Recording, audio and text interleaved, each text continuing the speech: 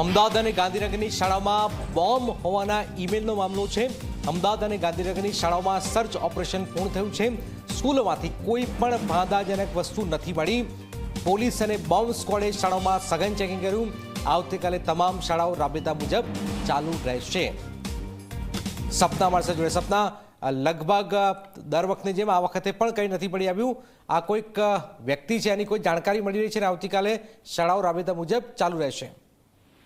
બિલકુલ જેમ કે એક મેલ તમામ જે 19 જેટલી શાળાઓ છે કે જે ગાંધીનગર અને અમદાવાદમાં આવેલી છે ત્યાં મેલ કરવામાં આવ્યો હતો કે શાળામાં બોમ્બ છે અને એક અરાજકતા ફેલાય તે પ્રકારની એક પ્રયત્ન કરવામાં આવ્યો હતો। પરંતુ જે રીતે આપણી જે ડોગ સ્ક્વોડની ટીમ હોય કે જુદી જુદી જે ટીમ છે, સુરક્ષાની જે ટીમો છે, તેમણે સર્ચ ઓપરેશન હાથ ધર્યું હતું અને તમામ સ્કૂલમાં જે તપાસ કરવામાં આવી છે તેમાં કોઈ પણ સંદિગ્ધ જે વસ્તુઓ છે તે મળી આવી નથી। જે પ્રમાણે મેલ કરવામાં આવ્યો હતો તે પ્રમાણે સ્થિતિ જણાઈ આવી નથી। એક શાંતિપૂર્ણ માહોલ વચ્ચે આજે તપાસ કરવામાં આવી અને તપાસ પૂર્ણ થઈ છે અને આવતીકાલે તમામ જે શાળાઓ છે રાબેતા મુજબ કાર્યરત રહેશે। બિલકુલ બિલકુલ, આભાર।